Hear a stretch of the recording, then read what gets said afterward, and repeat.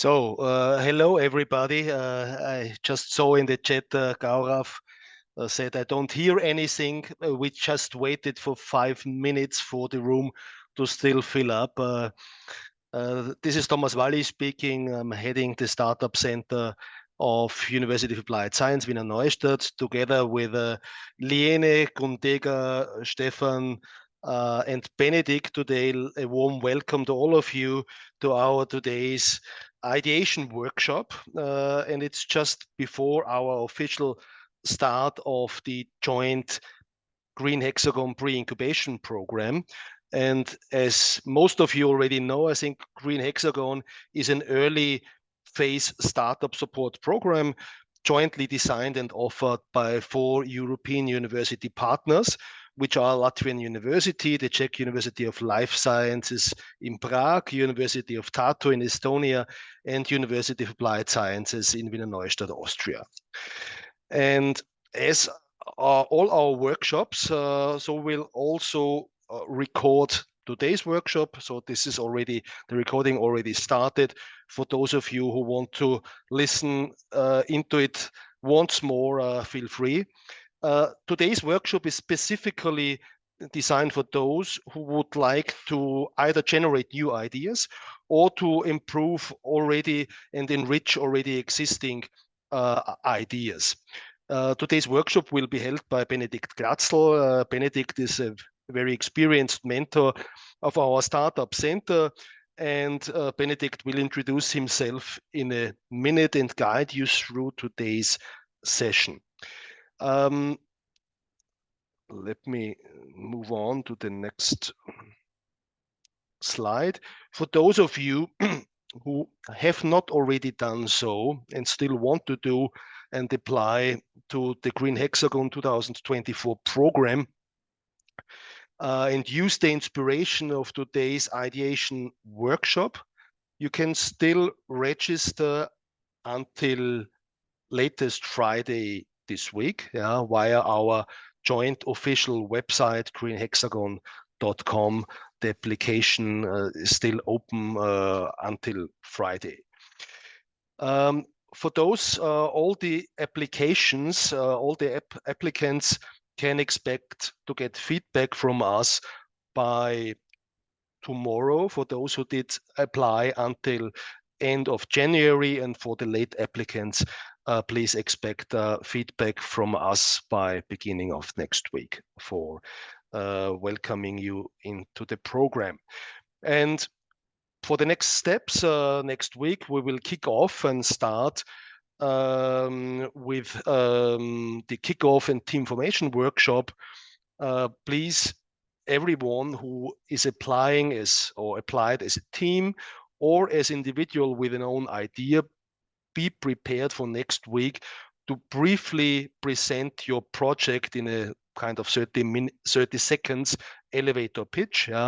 Typically saying who are you, what you intend to do, and if so, whom you are inviting to join your own team.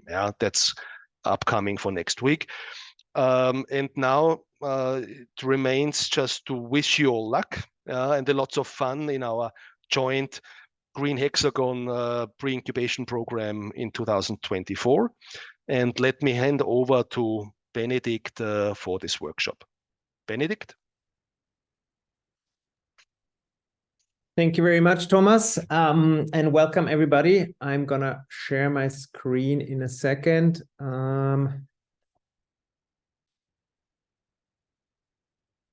Obligatory check. Can you see my screen?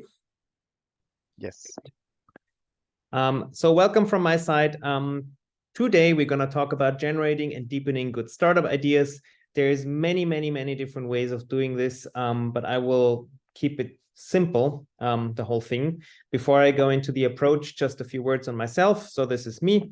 Currently I live in Geneva in Switzerland, but also do a lot of remote work. And I've worked in many different tech startups, also worked in Google a while. Currently I'm building we call it experience lab for a large consumer company to help it transition away from some of the products that are not so good for consumers. yeah, I have expertise in a lot of, digital transformation, product management. I've worked with many startups from early stage on to help them prototype their products. And I like, all of the usual frameworks: design thinking, agile, lean startup, yada, yada, yada. And I will come to this. I mean, all of these frameworks are easy to understand from the basics, and all it takes is actually more practice. And this is also what we will focus on today as much as we can. Quick teasers, and then jumping right into actually practicing this. What I do, presenting like this, but also consulting and training. This is contact data, so you know where to reach me later on, but you will also anyway see me next week for the ones who want to move forward. And yeah, what we are going to do today is we want to, for the teams with ideas, help you deepen your concept and test your elevator pitch. So I think you will still be able to profit from some of the things we're discussing today, and just, take a bit of time to think it through, and when we do the pitch, to actually do it. And for the people without ideas, or with not being sure which idea they should follow, which I think is the majority, is really to come up with potential startup ideas in a short brainstorming, and then again also testing quickly how well the pitch goes on this one. Depending on the number of people, we will split you up for the pitching round, but more on this later, because now it's first the input part. Before I go into the timing of what we want to do, just my approach generally speaking. So I've worked in big and small companies. I've worked with all kinds of startups, and I think it's easy to overcomplicate things and get lost. I think the most important thing you really need to, like, as you probably know, but it's really like just doing things and getting started is always better than just trying to do the perfect thing. I've seen the classical, I mean, this is even in some of the popular series like Silicon Valley, agonizing for weeks over the right logo and the right way of doing this and that process. Done is better than perfect. And I think it's the same applies to ideas and testing ideas and pitching ideas. Just getting started is the good way to go. And it takes practice and digging deeper. Very, very rare that the very first idea you have and the very first idea you think will be your best idea to pitch is the best idea to pitch, but you need to, get a sense of it. You need to practice it. You need to dig deeper. But for digging deeper several times, it's really important that you keep it simple. Otherwise, you just get lost in a method or process or something. That's why I think simplified frameworks for examining and brainstorming ideas is the way to go. In this case, we will specifically look at a almost like common sense approach, I would say. It's not like a specific framework, but more like, look, these are big things you should look at and see how you can link yourself actually to this. So we will look at trends, simplified, and see how we can actually use these to come up with ideas. Also important, I will just give you quick content teasers. So it will be more like, classic one that probably on top of everyone's mind is like AI. How can we use it? Just a quick starter for AI, and then trying to link whatever you have for this and other topics and trends that are upcoming. And it's all just getting your thinking started. So it's not like you do one ideation session and you're done. You will probably have to do this over and over and over and over again. Even if you have an idea, if you want to sharpen it, you should constantly go back to the basics and be like, wait, is it really strong enough, substantial enough to have its own legs? What you will need today is at the minimum, an empty document or piece of paper. We will do tiny brainstorming sessions twice, and then we will do a larger brainstorming session for which ideally you have a Google account, but we will also send out a spreadsheet. So you need either Excel or Google spreadsheet. Both works for working through some of the ideation areas that we have. But we will instruct you on this when it comes. Any comments or questions before I jump into the agenda, especially from the Startup Center and Startup HExagon organizing team? Double thumbs up. Okay, good. Then what we will do, we are currently in the intro and we're actually exactly on time.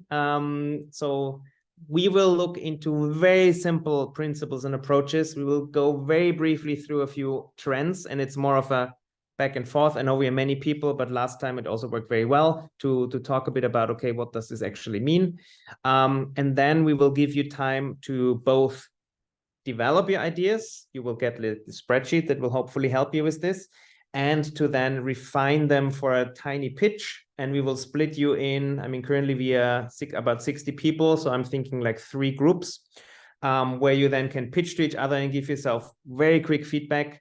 And then towards the end, we will give you a way of putting it all on a list so that everyone can check which idea they might want to follow up with from other people, or if they want to follow up with their own idea. But more on this again later. Core of this is quick impulse on where you can look for ideas, and then actually doing the ideation and seeing how well it lands with the other people. Cool. So trends. There's many ideation frameworks and ideation methods, but nothing beats just blank sheet of paper and writing down ideas. The question is only, what do you write your ideas around? Like, what is the starting point? I think the starting point of ideas is much more powerful than the method itself, because starting points usually help you put your thinking in a box, and then helps you sharpen and focus your thinking. And this is what we're going to do. And we will actually start with, well, examining trends on this one, because trends is usually the biggest driver of what you want to, like, what's going on in the world, and which will drive, you know, money flows, people's interest, etc. That's why I think wherever you start, with whatever you start, trends is always something you should keep in mind on this one. So I want to pose a question to the whole group. And what does a startup do in a very simple, straightforward way? You can post your answer in the chat, or you can raise your hand and I can call you out for talking. But what does a startup do? Any thoughts? What's like the very basic thing a startup does?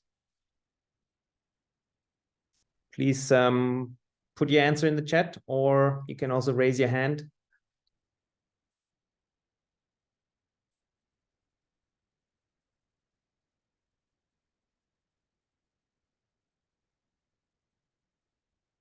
Innovation, yes, very good. Provide a product to solve a problem, solve problems, validate an idea.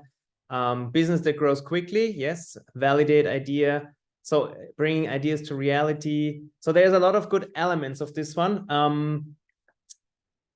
And Benedikt, yeah. Moritz has a right hand. So yeah, Moritz. Yeah, I pretty much wanted the same, to say the same. They find better solutions for pretty much already existing problems, so they innovate stuff, and then they bring together, a good team and start it up. Correct. So nothing, like everything that was said in the chat and what you just said, Moritz, is correct. The starting point, and that's what I was getting at, but it was mentioned everywhere, is ultimately, very fundamentally speaking, a startup matches a solution to satisfy a need. And there's many different definitions of what a need is. But ultimately, it's something that people feel they need to change their state of mind, change their state of body, bring them on an emotional journey of something. And there's the solution and the need. And what this means is there's actually these two parts, right? There's the need and the solution. So you can actually start from both sides. Usually it's more helpful starting from a need, because a need is already there, and a need automatically by definition means if a need is fulfilled, people will want what fulfills the need. Sometimes a solution can help you unearth a new need that people didn't even know they have, or transform a need. But generally speaking, usually we start with a need and we start to match up something that can address the need. So why trends then? Well, a trend is a general direction in which something is developing or changing. So far, so good, right? A trend, again, fundamentally speaking, is just means there's a change coming up. But that's the interesting thing when you talk about trends in terms of startups, because what you ultimately are looking for is either changing needs or changing solutions. And I will explain what I mean by this. I call them social trends, but what this means is more the need side of things. So these are ideas, behaviors, activities that societies increasingly think are important. What this means is it might be a need that hasn't been there before or hasn't been in the mind of people before, or it could be a need that has grown bigger in a sense that that suddenly becomes viable to actually catering to this need. So we call this emerging or growing needs. And this is an interesting point there because yes, the human condition is the same, but needs might transform or needs might grow depending on the environment or depending on how society evolves. And maybe you've heard of this. Some solutions were too early because there was the need not there yet. Classic is, the tablet, the smartphone, etc. There's solutions out there that might not have the right time, but when you time it right, even if it has been there before, you might still be successful if you have the right need and the read is in the right size in that moment. Does that make sense? Any questions on this? Or comments? I know we are over 60 people, but I'm always happy to hear someone sounding out the thoughts. We have a few minutes on each of the major slides. Any thoughts on this?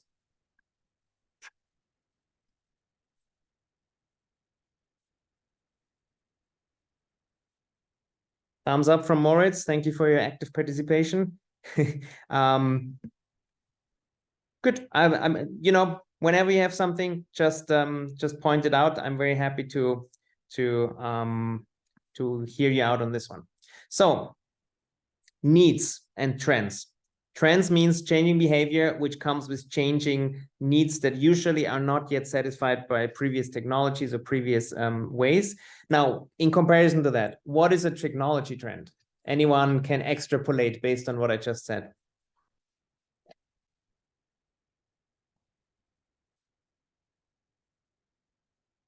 Yeah, Irina? The technology trend is a need for a technological solution that is emerging or growing at the moment. Correct. So, simple frameworks. It's just the direction and the evolution of a technology in a particular area. And same as before, there might be something entirely new, something that hasn't been there or hasn't been there in a way that it was actually usable by people. Or there has been something that now became so good that it actually is cost efficient or it's actually able to be used by you. So same as with social trends, there's emerging and improving solutions. Now, you probably already can guess what I'm getting at. What is your job as an entrepreneur? Coming back to what I said in the beginning. Again, feel free to either in the chat or raise your hand, your virtual hand. What is your job as an entrepreneur? It's essentially what I said before. Yes, Irina again, yeah. It's to spot this trend and come up with the solution for this emerging need for technology or any other kind of product, and like find the right time, right customer, etc. So, yeah. But just something like that. Yeah. Valentina, want to add to this? Yeah, the most important for entrepreneurship is to have responsibility after doing and solving some problems. Like the responsibility is the most important. Yes, so that's an extra component which we will come to in a minute. But both of you were right, and also what I see in the chat. Oh, Neelam, I saw you also wanted to say something. If you want to add to this. Yeah, entrepreneur's job is like to take a risk as per the adventure, as per the business criteria. who can really able to find the risk and adventures and to find a new innovative for the business model. Yes. So all of what was said again was correct. And I'm trying to simplify it in a way. So, because yes, there's complexity as all of you pointed out, but in essence, what you need to do is figure out a need and solution combination that has a high chance of success. Meaning, will you be able to satisfy a need with your solution? Like, is there a need that needs to be satisfied? Is there a solution that can address it well? And can you do it so well that you can keep doing it without going bankrupt, without people not liking it anymore, et cetera, et cetera. But in essence, you just need to keep this relation together. And then there's different ways to this, right? First way is you can address an existing need, but with a new solution or technology that can actually address it better.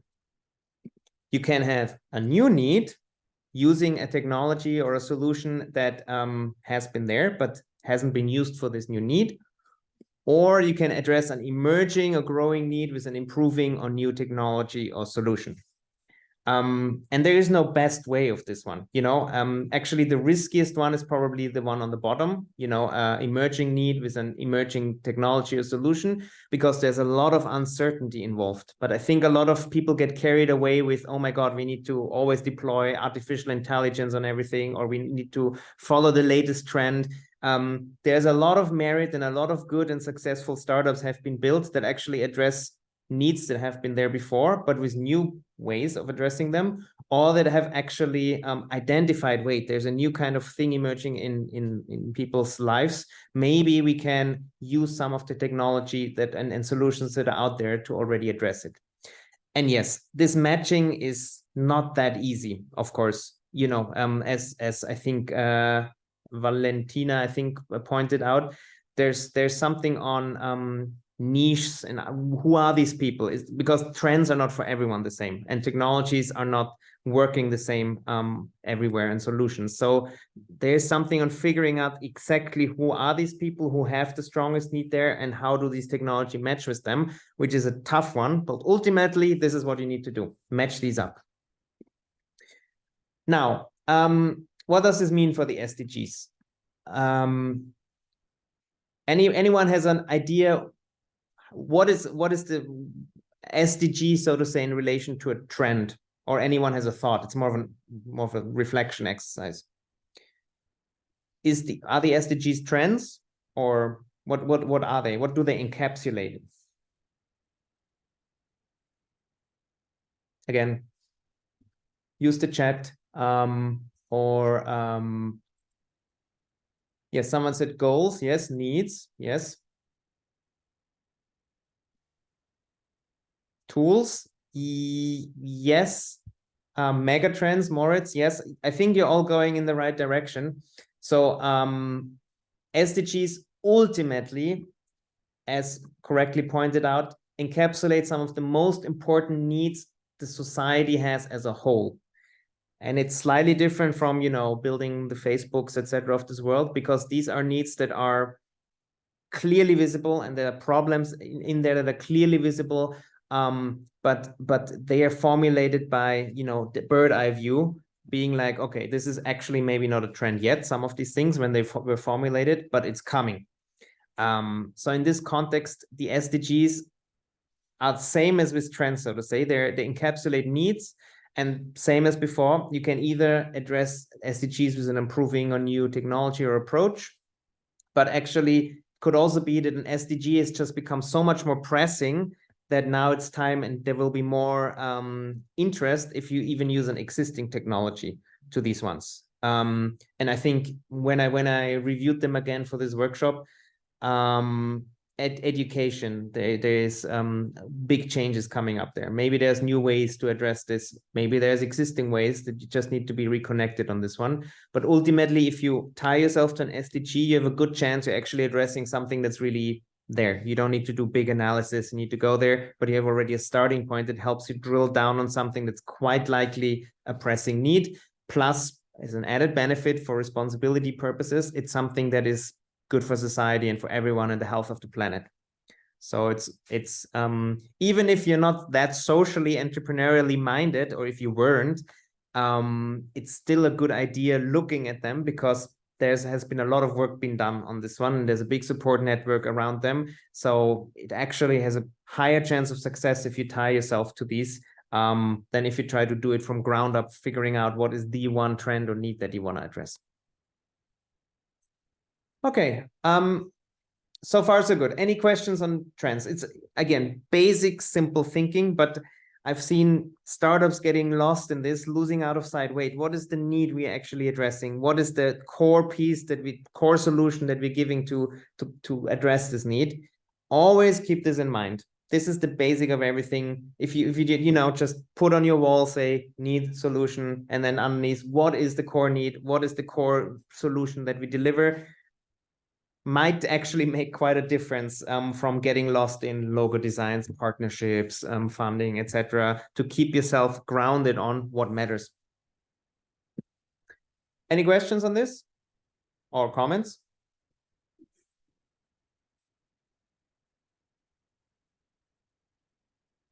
If not, I will move on. Now, actually, I made it a tiny bit faster, so we have more discussion for the trends, plus a tiny bit more time for your ideation, because now we will go into trends, but these are just thought starters for you to start thinking, how can you link yourself to those? I'll have 3 parts to this: social trends, tech trends, and then the SDGs as a addendum to this. As mentioned before, please have a document or a paper ready, as I will do a tiny ideation exercise with you around those. So social trends. I already mentioned before what are social trends, but just to make it super clear, social trends means that people's behaviors are changing. And if your behavior changes, of course, your needs also change or transform, or new opportunities arise. What I mean with this is, yes, everyone wants to be, for example, loved. Everyone wants to be validated. Everyone wants to have a sense of purpose. Everyone wants to have food, but if the behaviors change, these needs transform and are put in a new context. And I will have an example of this on the next slide, what it means to connect to friends, and how this transformed actually, and how this translates into different type of needs for different type of solution. So in essence, a social trend is a behavioral trend on a large scale. And this is important because you might see behaviors around you that might not be actually big enough to be addressed. Maybe you're just in a particular group or in a particular context that has this need emerged. That's why it's important to look at larger trends and also a bit of data to see, wait, is this a problem I only see from my subjective perspective, or am I onto some deeper pattern and deeper trend that's going on in a larger community here? And that's your job. You need to sense and anticipate these emerging social trends ahead of your time. The further ahead you sense them, the more potential you have to grow very large. But as mentioned before, if you don't watch out, you might actually be too fast addressing a trend, and that might also not work. So I think the best and biggest entrepreneurs get that kind of sense for what people might want and what they do want, and what kind of trends are emerging. I give you an example on the next slide there. Again, simplification, but I think for you, really observing people around you, observing behaviors, seeing is something changing, and what does it mean for what people might need differently, and then bringing together, okay, is this a behavior that can be seen at a larger scale? This is the baseline, what you should be training yourself on when you read the news, when you look in message boards, when you look on social media, when you watch TikToks, when all of these, when you're like, wait, something is changing here, something is emerging. That's the sense you need to sharpen, because this is where you will find your amazing ideas and opportunities. An example of what I mean with that, like a startup that actually did that, and I have actually a few other examples, but this is relatively recent, and I like it because it's so clearly in that direction. So social media became a mass phenomenon in the late 2000s, right? There was the emergence of probably Facebook fueled it all. And but there was also the darker sides become stronger, right? There is shitstorms, revenge porn, all of this really dark stuff that was out there, which started scaring people, because originally in social media, people were very open to sharing. They were very, you know, I mean, most of you are probably a bit younger, but I remember that every night out, you would, like, every party you had, everyone would like upload 50 pictures and was like, ah, whatever, and you see me drunk, whatever. But people soon became aware that, yes, this is a good tool for reaching out to people, but also a good tool to get problems with that. So in 2011, 2 college students observed a new emerging behavior in social media. High school students started posting things on Facebook to, you know, show to people, this was my weekend, this was my time, and then just deleted it again after a while. And I want to pause here for a moment, and I want you to put yourself in the shoes. And I know it's hard because you probably already know where this is getting at. But why do you think people did that? Why did they both post but then delete again? Any thoughts on that?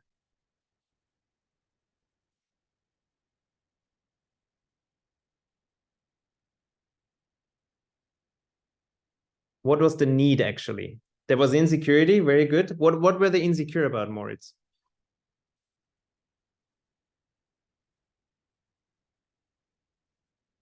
Judgment, permanence in the internet, maybe late judgment later on that you can't anticipate. They didn't want to have this info there forever. But why did they start? Why did they post it anyway? So why did they not abstain from posting it? Valentina, yeah? Yes, sometimes it's a good step or reason to make people to pay attention to your post. So Yeah. I think it was the reason. So validation with, let's say, exclusivity, because only people who keep looking at your account will see it. If they wait a week, it might be gone. Yes. Yeah. Very good one. I didn't think about this, but yeah, that's actually how these are used now as well. Yes.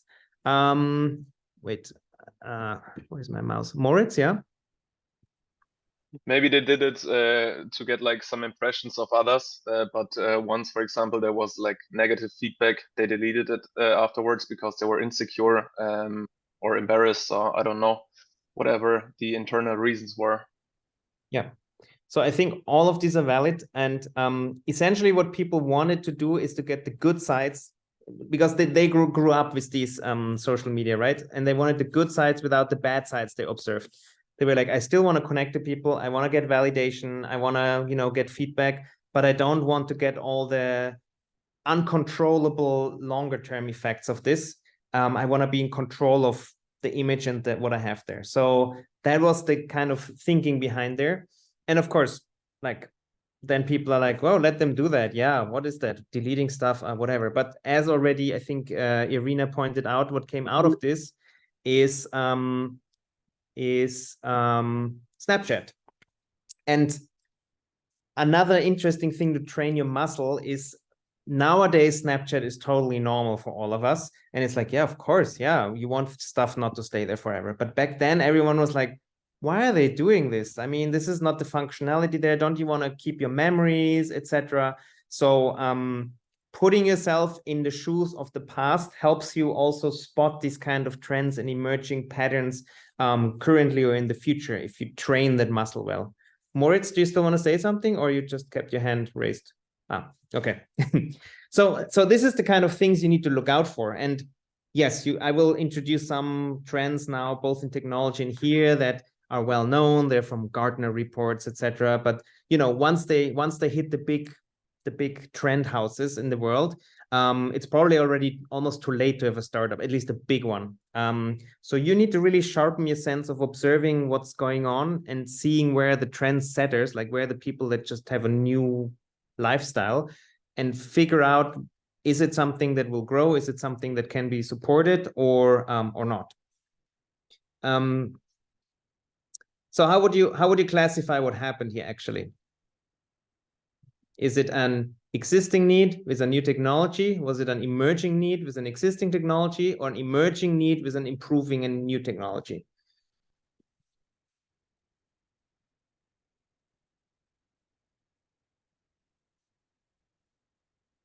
Okay, see some people say 1, 2, 3. it's an interesting one, because now after the discussion, yes, the need has been there, right? Validation and validation of your social standing, but also deleting the insecurity. So I would say it's number 3, because number 2. Sorry, number 2, because the need was an online medium that auto-destructs essentially. But the technology, you could upload images, you could connect with people, and you could easily delete stuff again. It was just a simple line of code that says, okay, delete that image after X amount of time. So none of the technology was new. Snapchat, technologically speaking, was super duper simple, and everything was there. But the need had changed. It was a fundamental human need, but it actually had changed in the way it was expressed, and there was no solution to address that newly changed need there, actually. If anyone disagrees, feel free to talk about it, because, you know, it's good to think it through and be like, wait, but maybe not, to help you also then sharpen your own tool set on this one. Otherwise, if everyone's thumbs up, then we move on. Thumbs up from Moritz. Thanks, Moritz. Good.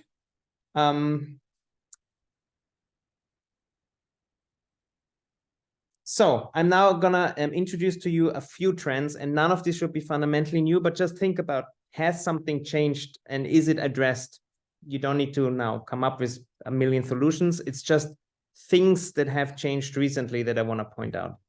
Remote work, thanks to COVID-19, there was wide-ranging changes to our lives privately and at work, and there was a lot affected, right? There was, like, for companies, for example, and organizations, hiring, collaborations, socializing, how you do cultural performances, learnings.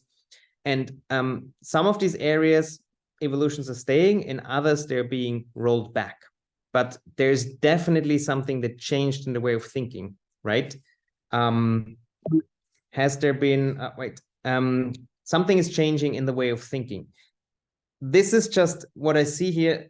Areas that are affected are just the surface of what changed. Anyone has, like, out of your own experience or what you've seen, how do you think people's needs might have changed around this, based on having experienced COVID and the remote work and the remote culture? Any thoughts? There's no wrong answer to this one. Just, you know, post it in the chat, or you feel free to talk. By the way, more people can talk. Oh, wow. I didn't know Zoom can do that. Yeah, Aina? I think people want the employer to be more flexible. So they don't want to only work remote or only work in the company, but they want to have both. And employers who don't propose that have, like, bad employer branding. So, question to you: why do you think they want that? Did they have this need? Did they not have this need before? Maybe they had it, but they didn't know it was possible, and now they experienced it, and yeah, want to continue doing it. I think that's, from what I've read and seen, actually, there's like a new confidence, because a lot of companies just earlier said, oh, it's not possible. And people just believed it. And now, like, globally, everyone, there was like you can say a critical mass of people were like, wait a second, it is possible. What's going on here? And so the need has been suppressed, but now it has been brought to the surface, and people suddenly believe, like, wait, this is possible. So there's some needs that people just don't dare putting forward, but you can see they might emerge anyway. Any other? Yes, people want control over their time. Correct, Annette. That's exactly this. And people didn't think it was, again, didn't think it was possible, or didn't feel comfortable to do this. And suddenly they saw how that experience can be. So it was almost like a trial, for a global trial of this experience, you know, like a trial subscription of an app where you're like, oh, actually, I think I need that. I realize now this is actually nice. I want more of that. App compatibility issue. What do you mean by that?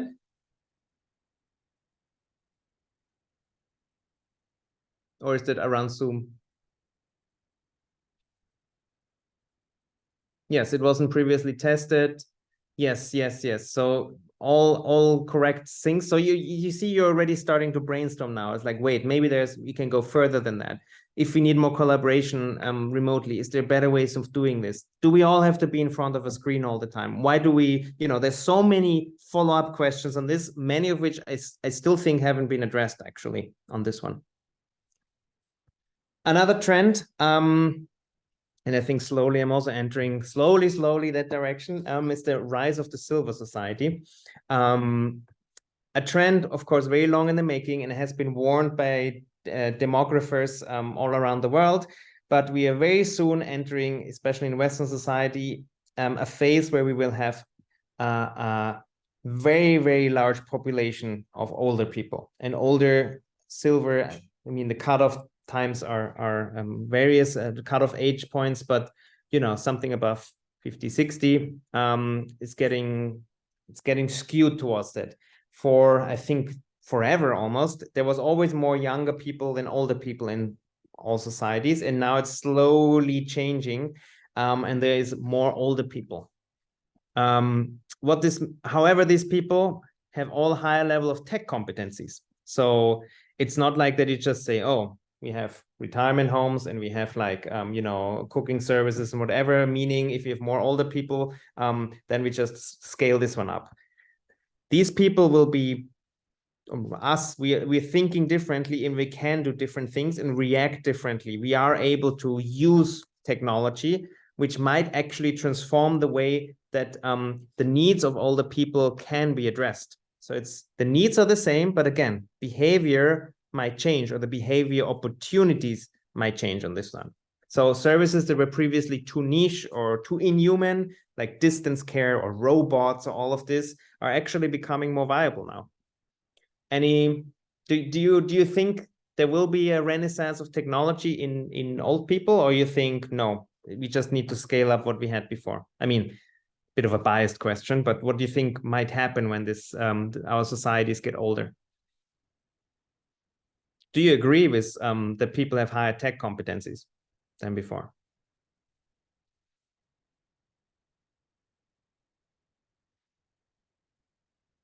Yeah, Moritz? I think the need to have tech competencies is increasing, and I also think the level is higher. And I think like 30 years ago or 20 years ago, there were a lot of jobs where you didn't really need tech in your daily life. But I think with the change in the world that's happening, it's getting more and more important that you have those tech competencies. And if you don't have them, there will be people that will just use the technology and be better than you. And so I guess everybody should focus on technology and use it in their daily life, especially also now with AI. That's also something that everybody should use in my eyes. Mm-hmm. I will have a comment on this, but first, C. Noak, what's your first name? Sorry. Kristen, sorry. Yeah. Can you hear me? Yes.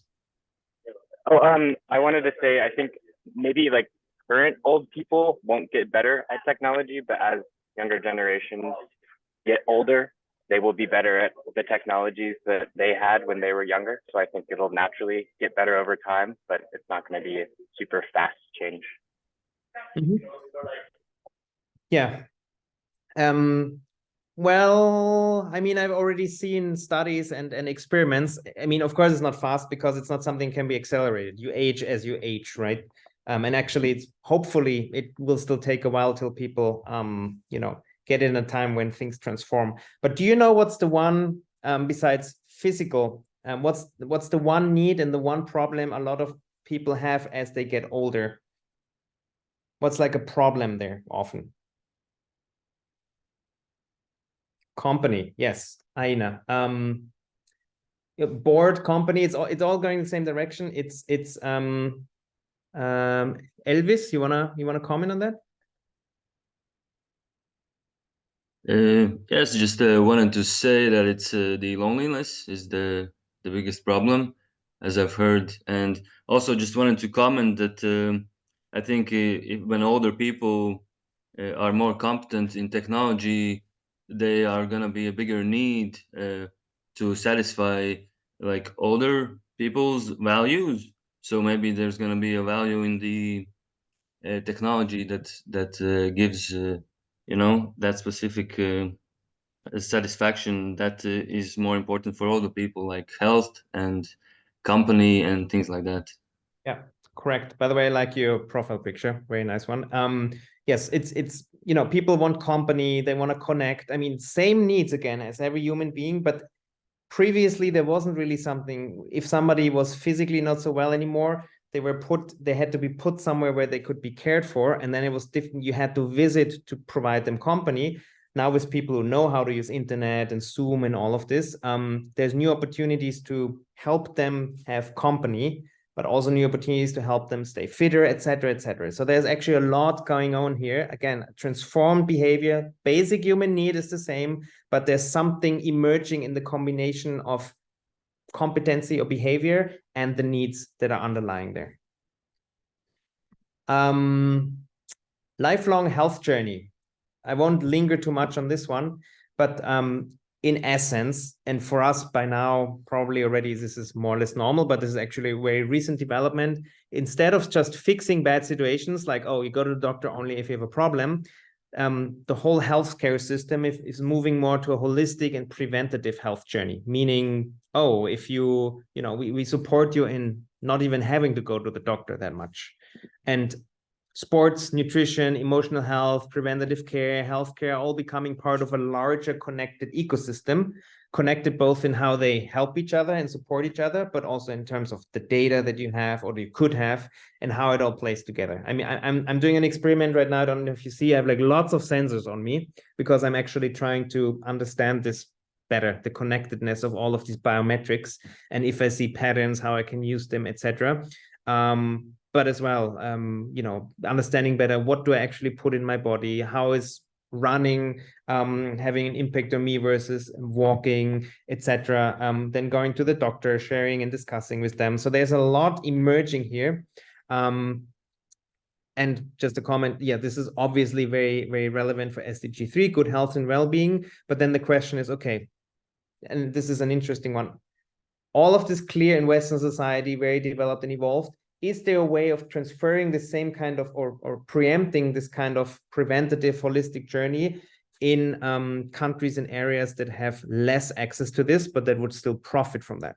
So you see, sometimes in some societies, you can see trends emerging that are not there in other societies yet, and then you can leverage them. It was a bit easier as an entrepreneur, let's say 20 years ago, there was a few people that saw Facebook and then they were like, oh, wait, look, people like this because of this and that. And then they just more or less copied it in Middle Europe. Like StudiVZ was like a German-speaking platform, and they were successful with this. Now you need to look a bit further. You need to look like, okay, is there emerging behaviors in China that we can see here?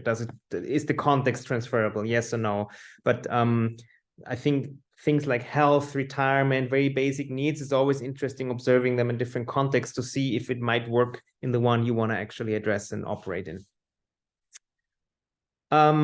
Yeah, this one, I don't know if you need much connection on this, much discussion on this, but just something to, it's emerging, the connectedness of all, which we will talk also about when we talk about the trends later. Another one, a social trend, also not new and has been much more in the media attention thanks to, because there is movements around this, is the so-called neo-ecology. In essence, is that people start thinking more holistically, not only on themselves, like the health, but on the whole world. So the ecological impact of, like, it's becoming a decision factor for people, for organizations, for governments. Ecology becomes more and more and more, and it was also in the making for, I think, 40 years. But now it's finally arrived to a level where everyone like, you know, just a few years ago, it would have been insane being like, oh, should I really fly? Oh my God, no, let's take the train for 5 times the time. Now it's like a normal discussion. It's like a real normal discussion. Like, is it really worth it? The CO2 impact. People look into how the meat versus tofu, you know, all of this is becoming, even for people who don't think they want to think too much about it, it's there lingering because it's in the public discourse. And organizations are trying to internalize external effects. There's something of an emergence of a minimalism as a lifestyle, you know, downsizing, focusing on experiences, don't over-consuming, etc., etc. So this one has a lot of sub-trends in it and behavioral changes that might be relevant for you to you know, take into consideration. Any comment on this one?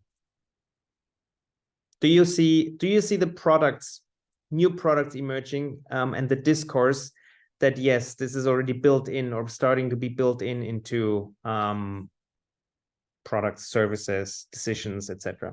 Do you build it in? Maybe everyone who regularly considers their footprint, their ecological footprint, or has discussed it recently in the last month, maybe do a thumbs up, so we get a bit of an idea of this one. Okay, I see a lot of already thumbs up. And hand raises counts as a thumbs up as well.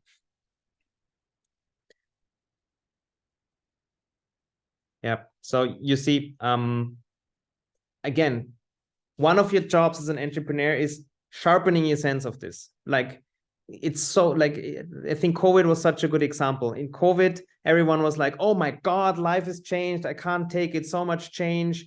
And then half a year later, everyone was like, oh, it's another lockdown. Okay, whatever. So you need to stay sharp and be like, no, I want to keep track of change over a longer period of time, because then you also get better in sensing emerging changes and emerging opinions of people on this one. Okay, before a short break, we do a little exercise. Here's just a rundown of this. Just take a piece of paper. This is not yet the spreadsheet that I mentioned before, etc. But if you already have an idea, just take 5 minutes to reflect. Does your idea link to these social trends? Is there another social trends that it links to? And if you don't have an idea, just come up with, you know, maybe not 10, but like a few ideas. How can you address? Do you have an idea how to actually tap into the trend? I'll give you 5 minutes for this, just as a little thought exercise. And then we have 2 or 3 people just briefly share what they came up with. So if you want to, you know, share in 5 minutes, I'll give you the chance for this one. I'll put a timer on the screen. 1 second.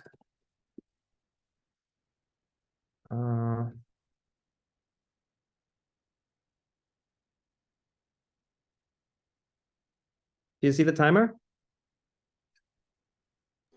Yes. Good. 5 minutes and just think about it. Oh, but you need to see the slide as well. Okay, let me make the timer smaller. Sorry, I reset the timer. Where did the slide go? Okay, I'll keep track of the time myself. Sorry. So just I'll let you know when the time is up.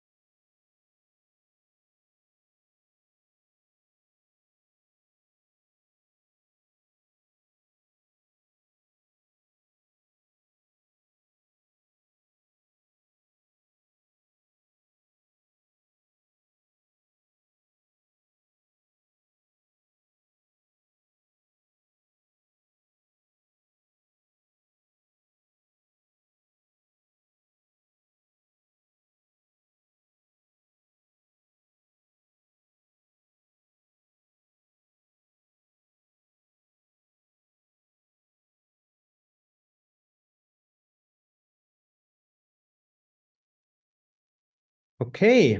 Anyone want to share either their idea or how their idea links to some of these trends? It's like your chance to have a pre-pitch before the pitch later.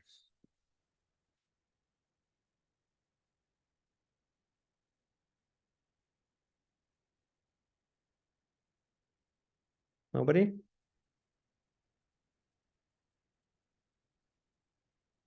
Volunteers? Yeah, I can start if you like. Sure. Let's try it in English. I have only notes a little bit left. So our project is called Resource Network.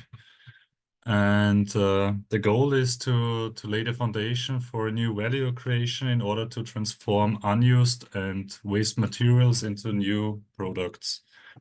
It's called just to generate waste of small and medium enterprises into secondary resources for small productions to generate products or accessories with which made locally with local materials and regional production sites. This would be the idea, and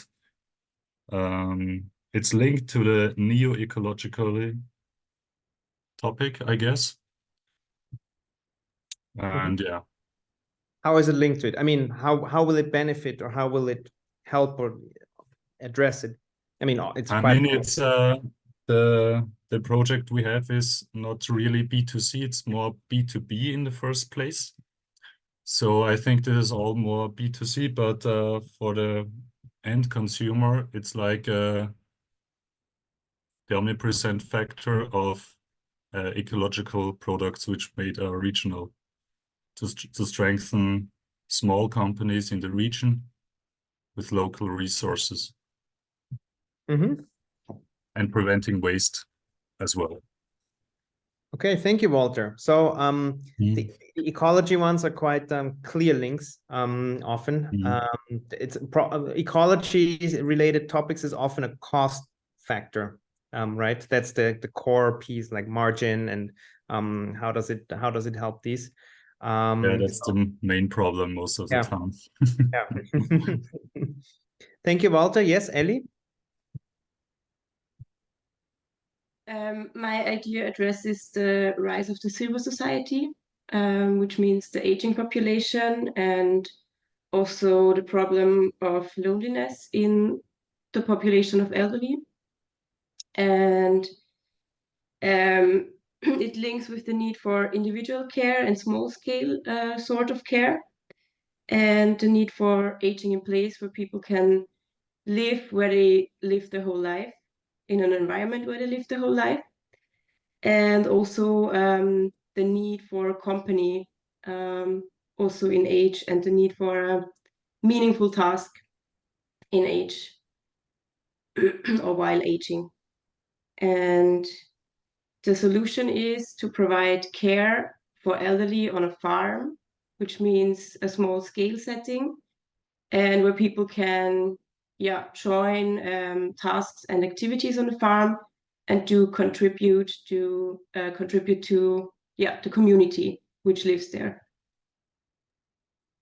Okay, wow, I like it. We will come back later to the evaluation. So my question would be, how will it scale? I guess that one will probably be but I think once you have a trial, probably you will find more ways and more locations to go with it. Unfortunately, we don't have much time for feedback. We are unfortunate. We will have the pitch session later. So sorry, Peniel and David. But there is more chances still to pitch. Good. I have to move on. Technology trends. Same thing, just the other part of the I use technology specifically. There's also, you could say, solution trends, but technology is a little bit more easy to digest because it's like a tool that can be formed into a solution. You as entrepreneurs or future entrepreneurs will have to make it into a solution, but the technology can be a starting point of this one. I mean, there's also business model innovation, but for simplicity's sake, we do technology. So emerging technologies often haven't unfolded their full potential yet. you know, I remember back when apps came out, and I the App Store, I think, was launched in 2007 or 8, or even later than that. And then 3-4 years later, when I talked to people in the scene, they were all like, apps is already, you can't make money there anymore. And then if you look at the biggest apps and how much revenue they made, it all came actually in the last few years. So people in the field often underestimate what's still possible with a technology. So just to comment on that one. Also, new technology is, as I mentioned before, able to address previously unsolvable or newly emerging problems or needs. As I said before, this is something you should always keep spinning your head around. If you like a technology, or if you think a technology is potential, what need or emerging or previously unsolvable need can it address? And this is an important one. People always think big, of course, as entrepreneurs, but there's something, you know, the rising tide lifts all the boats. And the next one I will introduce, the obvious one, is AI. Is like, yes, there will be a few outsized huge winners, but, you know, if a trend is so big and if a technology is so ubiquitous that it will start becoming in everything, there's lots of opportunities. Coming back to the App Store, there's so many support services and there's niche apps, etc. Because the app market as a whole grew so huge, even these niche ones have like a lot of success there. So don't overthink it being like, oh, I need to address everything for everyone. Starting with a niche or thinking about a niche is really helpful on this one as well when you think about a technology. Example, we had this one funnily last year as well, and I just called it generative AI. Now I call it democratized generative AI. So generative AI and natural language processing model is something that can produce human-like content. Back then, like last February, everyone was like, oh my God, oh, wow, is it possible? Now, within just 1 year, it has taken over so much. If you think about, GPT was released in October 2022, and there was already some buzz around it, but people were like, yeah, still sounds a bit artificial, etc. But just not even half a year later, GPT-4 came out, and ever since, people are like, whoa, holy moly, this is like really human-like almost. How many of you are using GPT or have tried or played around with it or a similar service? Please thumbs up or hands up. Yeah, you know, like it's so accessible, and I mean, $20. If you think about it, your personalized AI model, you can have a subscription for $20 a month, which is not cheap for a student. But if you think about all the things, all the time you save, all the things you can do with it, it's like just 2 years ago or 3 years ago, people thought impossible. Suddenly, everyone has access to AI. It's really, if you think about it, it's crazy. And here's just some prototypes that built with it so far. By now, probably already experimented with more. There's services where you just describe a website and it builds it for you based on your input. There's bots that can write deep, compelling answers within seconds to, you know, very complex queries. There's tools estimating how long tasks will take, scheduling them for you in your calendar. There's a tool for generating startup ideas, which is not too bad, actually.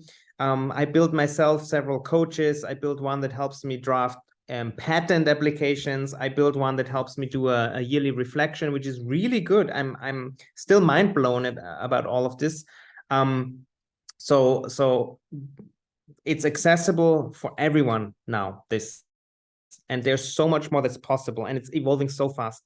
I've done what I've recently is I used it to analyze my diary entries. Yes, there's some data privacy topics there, but you know, I just wanted to check it.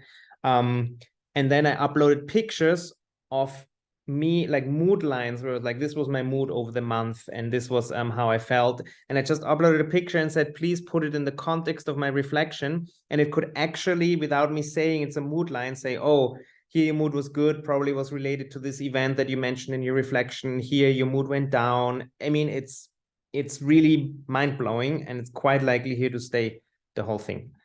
And sorry, I know this is about startup ideas, but the idea that everyone can access it is really crazy on this one. So again, same question as before. Peniel, do you want to say something, or you just kept your hand up because you're such a big fan of ChatGPT? Or Yerima, I don't know which one is your first name. Yeah. Oh no, I'm so sorry. That was a slip up from me. No problem, no problem. So, how would you classify this technology? Is it a something that helps you address an existing need with an improved technology? Is it an emerging need with an existing technology? What's the potential of this one?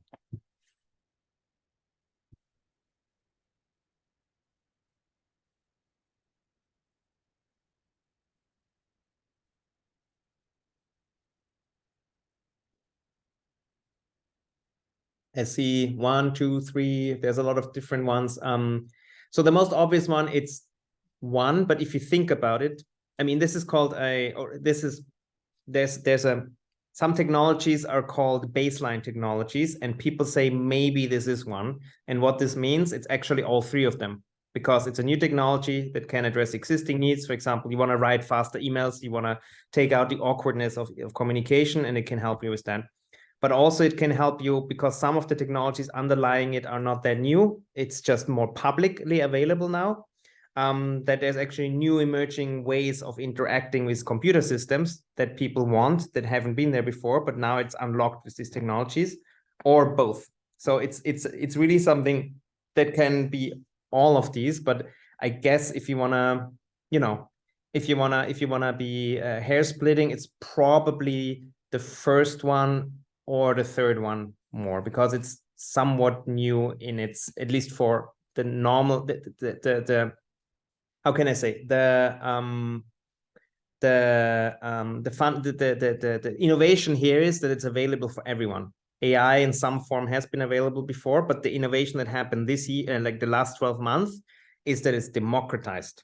It's a very important difference to this.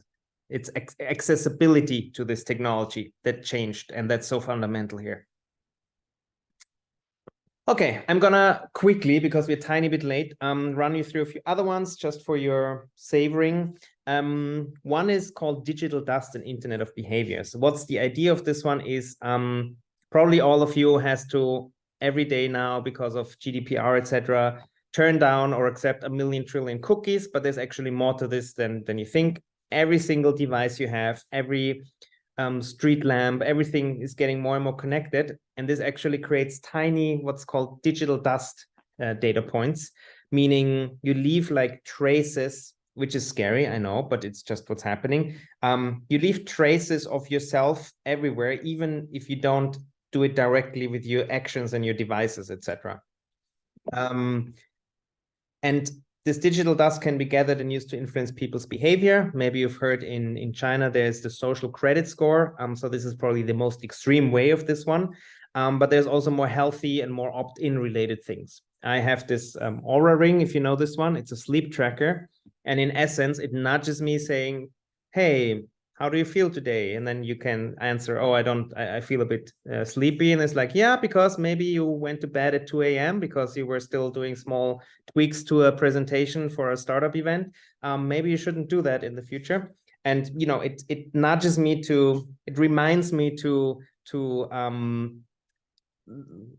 behave in a way that I want myself to improve, and it helps me understand my behavior based on these small, tiny data points there. People can also, as I said, willingly subject themselves to this. For improved health is a classical one. But of course, it's always a matter of social acceptance, privacy laws, how digitized is something.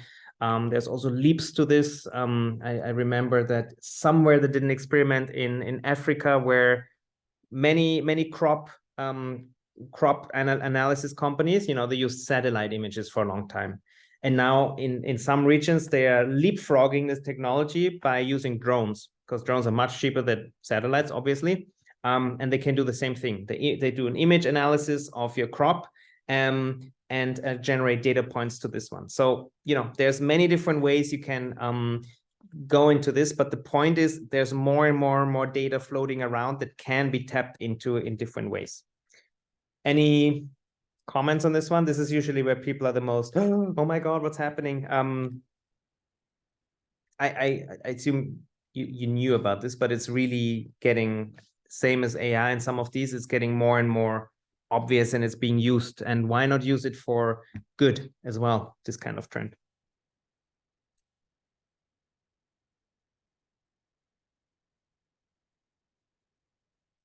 Who of you has ever downloaded your data, like your health data or your usage data on social media?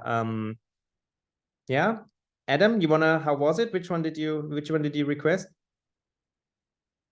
Yeah, I requested the Facebook data, well, like what they collect from your data, and it turns out they know everything, every single thing about you. I mean, I was wondering why it takes them like 3 days after you requested. It takes them like 3 days to actually give you the data, but it's so much information about where you are and stuff like that it's kind of scary. But yeah, that's how it went.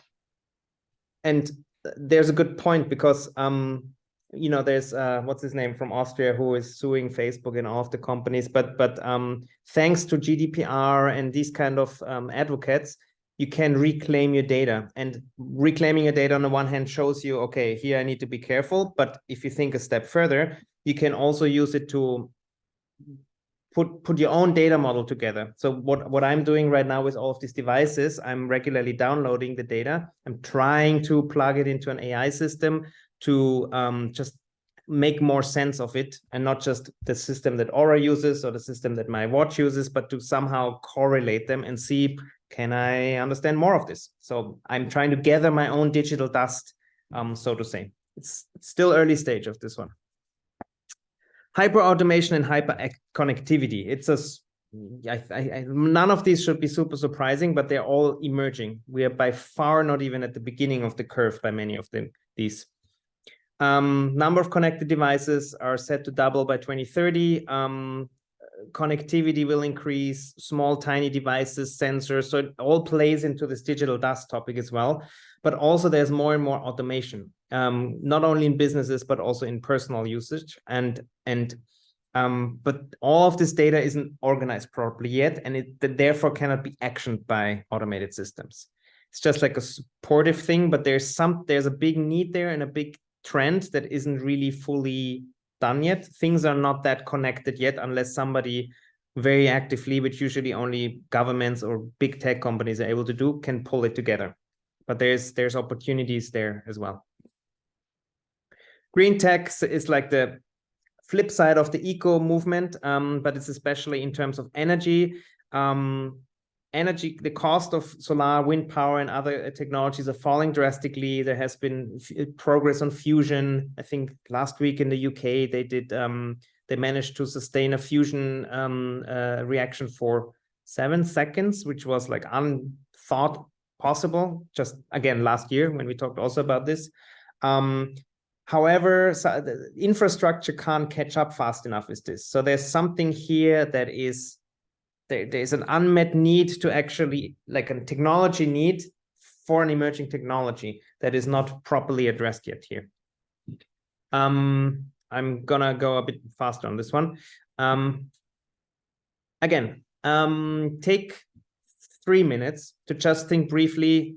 It doesn't have to be these technology trends. If you can think of another one, how is your idea connected to this? Or can you come up with 1 or 2 ideas that based on some of these trends? I give you 3 minutes for this, and then we move on into the SDGs and into the core brainstorming for today.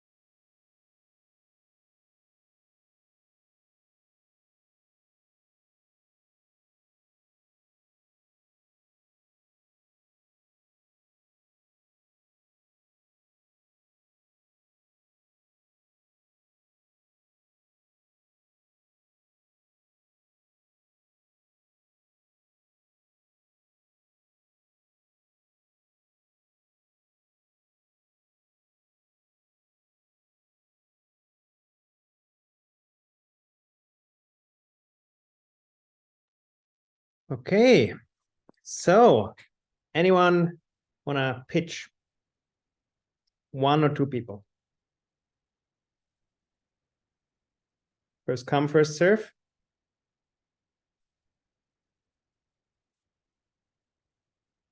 Yeah, Matthias? Can you hear me? Yes. All right, so my idea is to basically make a collective system combined with a recycling company, which would get rid of the middleman. And I think by using AI, which could manage the data that we would collect and sort it out, it would save a lot of time and a lot of energy, which of course we could put in doing something else and generating more ideas and more time. Sorry, I kind of got lost in there. Basically, what I wanted to say is to Fine. make AI manage our data.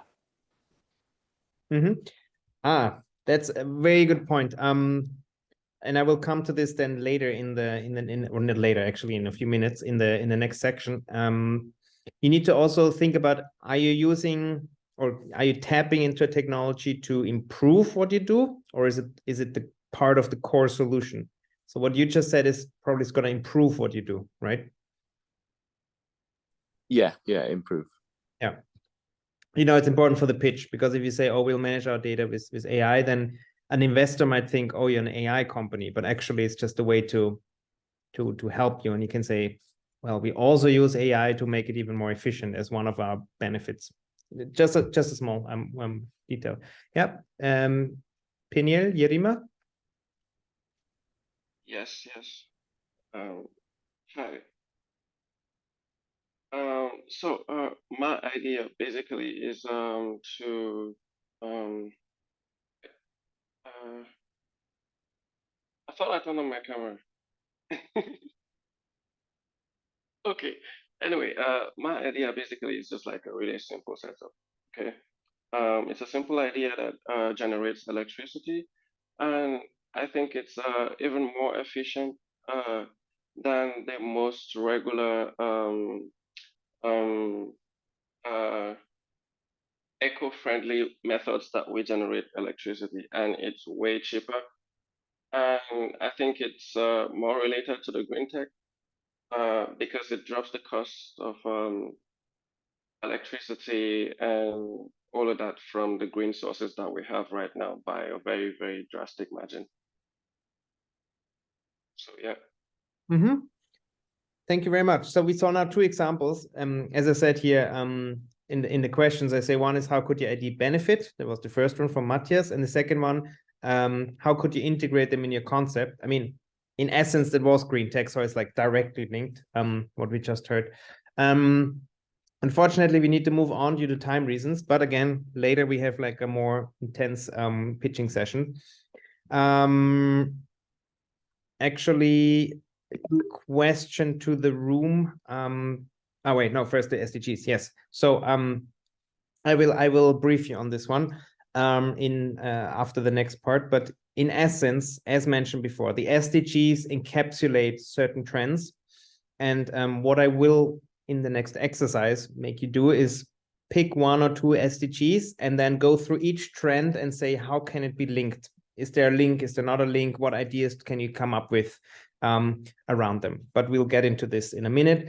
As mentioned, the SDGs are actually humanity's long-term needs, and they encapsulate them. So it's quite sure if you address an SDG that you address something that's really relevant. So at least a relevance topic, you don't need to think too much about it, because these have been vetted by over many years and by large organizations. A question to the room, and especially actually the Green Hexagon team. Do we need a break, you think? Yes. Small break, 5 minutes. Okay, then 5-minute break. See you at in 5 minutes of 5:30. Or 35. It's 35.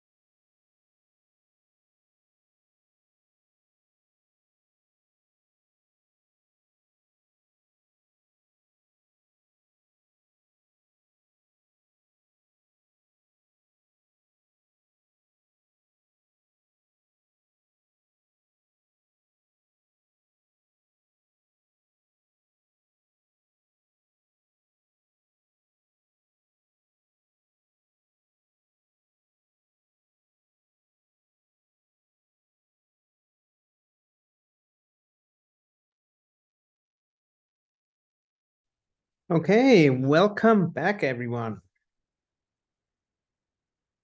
I give you 30 seconds to gather your bearing.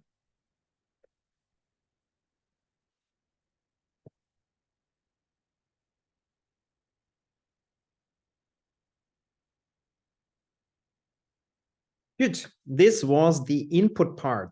Now we are going into, well, we're a bit late on the agenda, but not much. Now we're going into the brainstorming part.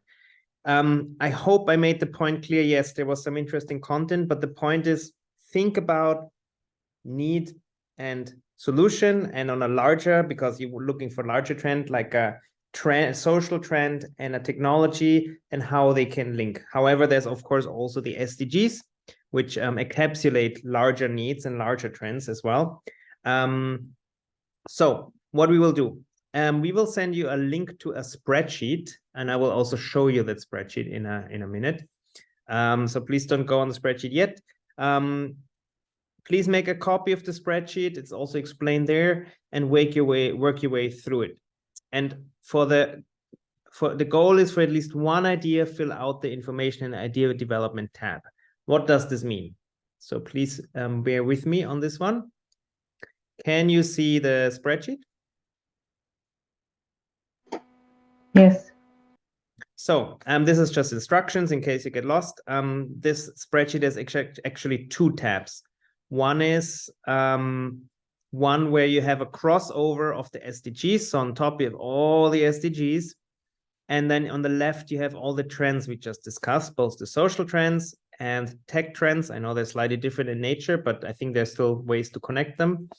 And essentially what I would like you to do is to just pick, you know, say, oh, I'm especially interested in quality education, and this whole remote work sounded interesting, or the whole generative AI or digital dust, and then just fill in your ideas in the box. So for example, here we are now quality education and digital dust. So we are thinking, and now you start brainstorming, like what would be ideas to connect this? And it's like,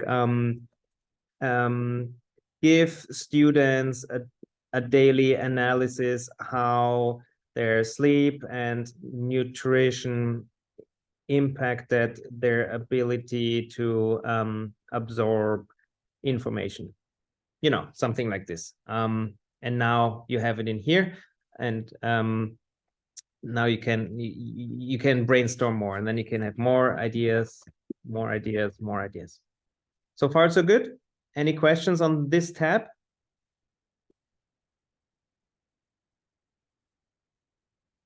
If not, then once you've done a bit of brainstorming, 10 minutes or so, you know, just a few of these, and you can, this is like your own tool, you can use it further, of course, then you go into the idea development tab, and here I have an, I have actually a, I have an example, so I won't go too deep. This is just to record and think about all the most important things. What is the idea about? What SDG and what trend does it link to? Why do you think it's really a hot topic? Why do you think this might work? Who are your customers, and why do you think customers will want it? How many of these customers you think there are? How motivated are you to do this? Because it's actually a huge factor. Do you have the grit to go through with this? Do you have the right expertise, etc., etc.? So please fill this out for at least one idea, because and then in the next step we will do a you will base your pitch on this line. Unless you already have the pitch, then I would still recommend you to go through this to just reflect, and do you have all of this in place there? Any questions on the spreadsheet?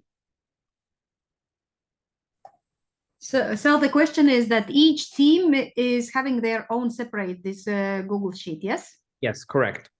And if you're alone, also do it separate.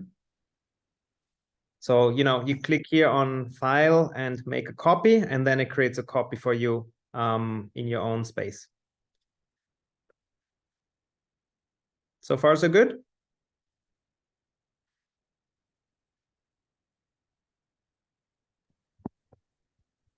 You have about 15 to 20 minutes, so don't linger too much on the ideation. Make sure at least one idea you'll work out here in the second or in the third tab. And in case you have problems with this link, or you don't have access, I don't know, maybe because you don't have a Google account, I will also share the Excel file. Yes, please. I cannot enter the page. It is blocked for me. I see right now 30 people in there. So if, yeah. So I think now the Excel sheet should be in the chat. Yes. Simple idea. Yeah.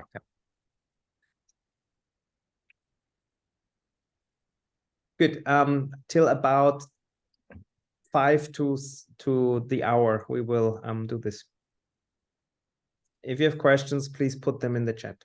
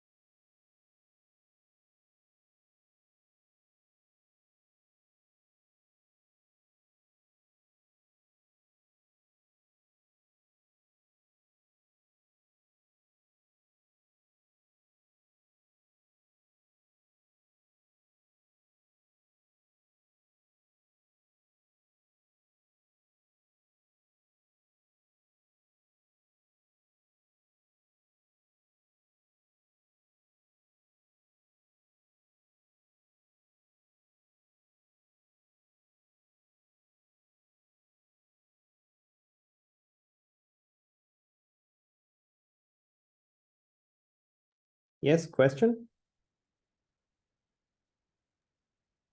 Yeah, so I was just wondering, for the SDGs and trends, so basically we just have to write on the what tab our idea falls into, right? If you already have one, yes, but you can also use it to brainstorm more ideas that links an SDG to a trend. It's like an inspiration to help you brainstorm. Yeah, all right, cool. Got it.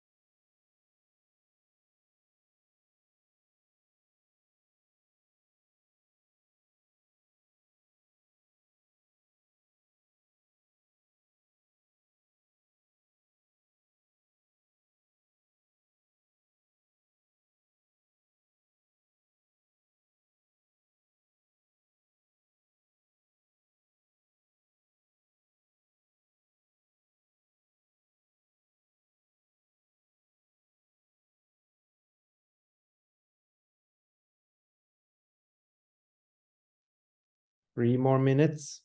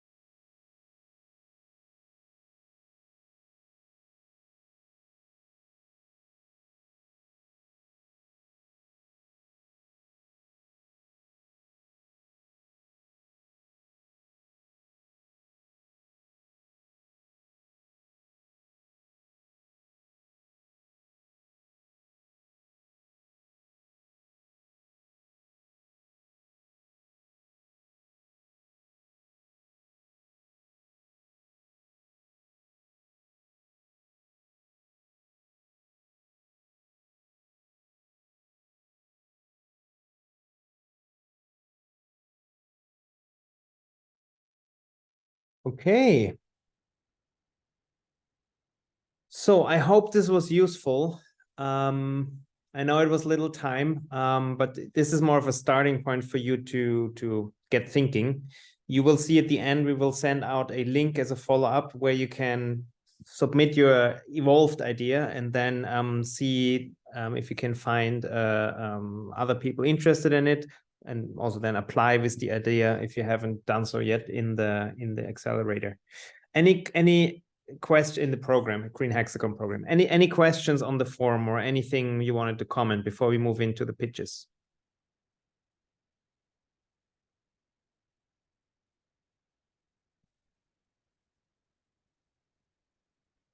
If not, we go moving on to the part you've all been waiting for. And this is the pitches. So how are we going to do this? Originally, we thought everyone will pitch to everyone, but then we realized you probably want more time to actually not just 10 seconds, but maybe a little more. So we will split you in a few teams and or a few groups, better said, where you will have about 30 seconds to pitch. So yeah, here. If you want to pitch next, if you want to pitch there, you can raise your hand, or you can, put your name in the chat, and then there will be one of us in each of the rooms, and we will do a light moderation, meaning, okay, next, please, this person pitch.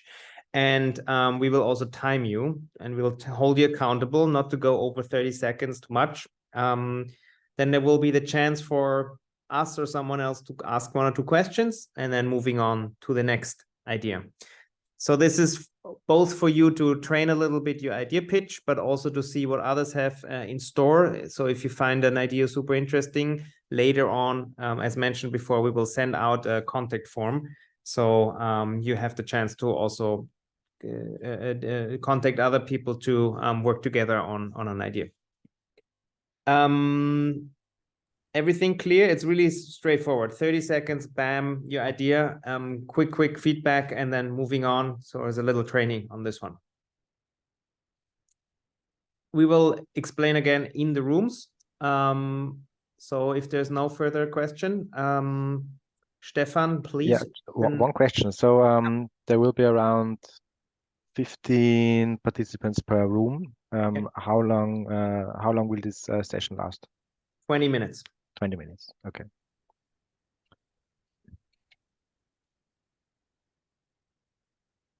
Good. Then Stefan will open the rooms now. And please join your room and we'll start.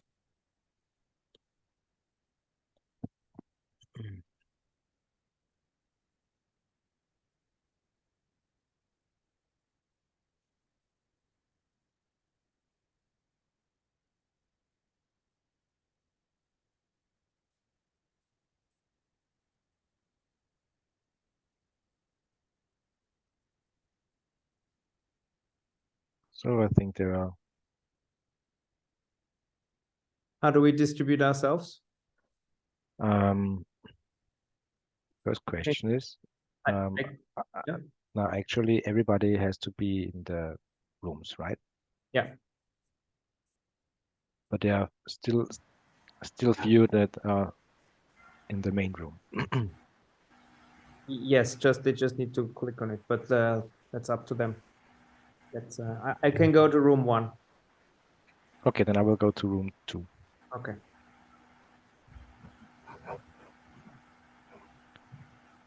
Then we are room 3. Yes.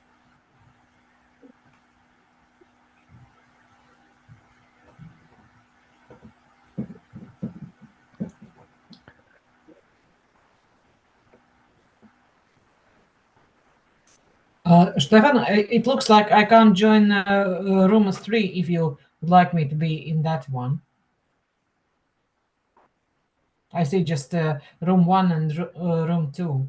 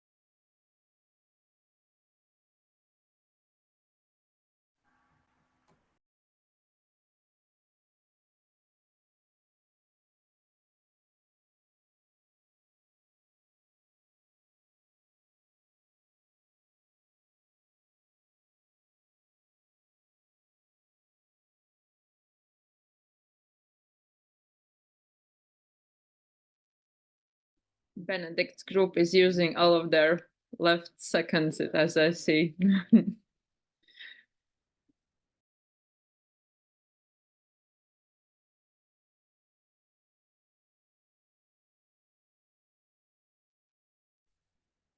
Hello and welcome back, everybody. I hope you had a good time. We had good discussions in our room number 1. Really good ideas, actually. I very much look forward to next week, and the ones who haven't applied yet, please do so. I will now show you the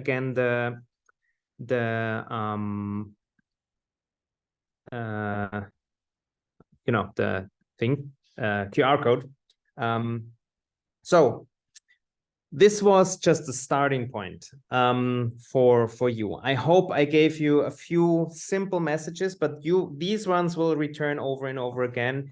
It's like, are you addressing a real need, and can you extrapolate it to, or can you see this need and this behavior emerging across a larger group that might actually constitute a market?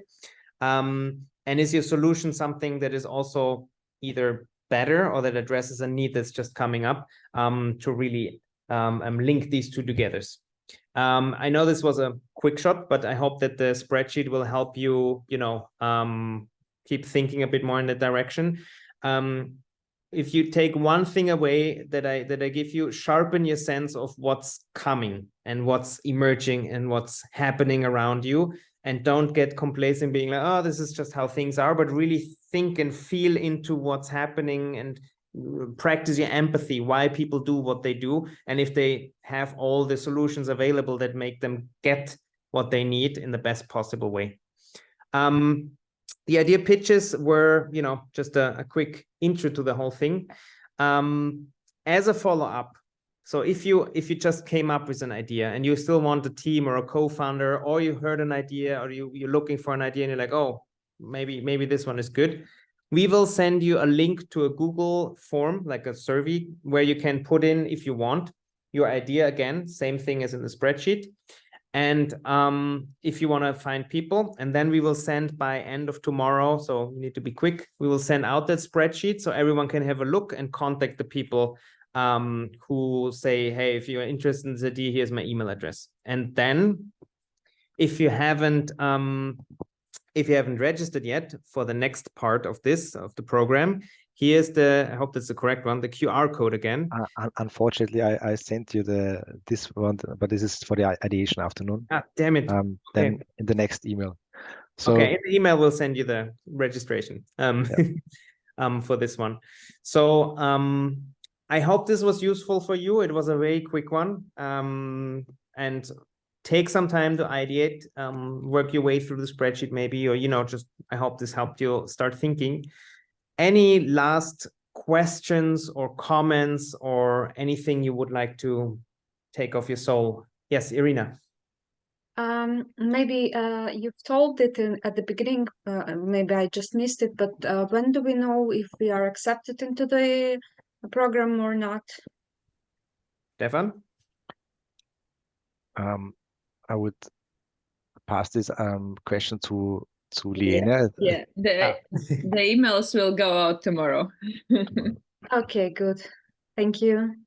Okay, then so with the timing, because we also want the spreadsheet out, but we'll latest by so tomorrow evening, ideally maybe a tiny bit later if you want to join another team, I assume. Yes, so you can register already till this Friday, so there is still some time. Yeah. Okay. Good. Okay, then now I share hopefully the correct QR code. Can you see my screen? Yes. Yeah. This is now the correct QR code. So if you have if you want to apply to the HExagon, here's the QR code. Please go on the website and register. And Stefan, I'm sorry, there is maybe another raised hand. Daniel? Yeah, Daniel, yeah. Hi, so I've got a question. This QR code is for those who haven't registered. No. So if you're already part of the or participant or applicant of the Green Hexagon program, you don't have to go apply once again. This is only for the ones that are here at the ideation workshop, but have not registered to the Green Hexagon program. So we said that if you maybe have no idea but want to be part here at the program and are part here now at the ideation workshop, you have also the chance, because otherwise the next program will be in autumn, and this is so. Yep. So today was an open workshop, so there was some people who haven't applied yet. Next time will only be people who have been accepted to the program. So you need to apply if you want to continue with more workshops and more support on this. Yeah. Okay. Okay. 1 minute left. 1 minute left, and then I would say thank you, Benedikt, for this great workshop. I think there were lots of inspirations and to think about and to create and improve your the business ideas. And I think we learned a lot about trends, and especially trends in general, and especially the trends we discussed. And yeah, I liked your quote that the rising tide lifts all the boat. I think this emphasizes the importance of trends, and I will keep that in mind. And yeah, thank you all for your valuable contributions during today's workshop. This is very important, especially for all these online workshops to be active and contribute. So that makes all these workshops alive. And yeah, so once again, if you have not registered until now, please register. And for all the participants of the Green Hexagon program, we will see each other next week on Tuesday. And an important information already now, you will there get also the possibility to introduce yourself to the other participants by pitching your idea within 30 seconds. This is just one part, but we want you to get to know each other, and therefore give you another chance to pitch your idea. And yeah, but we will send out this information, how you can prepare yourself for the next workshop with the per email. And yeah, I think this was it. So I would wish you all a nice and pleasant evening. And once again, thank you, Benedikt, for this great workshop. You're welcome. Thank you. It was very engaging. Thank you for all the contributions. Thank you. Bye-bye. Have a nice evening. Bye. Bye. Thank you. Thank you. Thank you so much, Benedikt. Bye-bye. Thank you.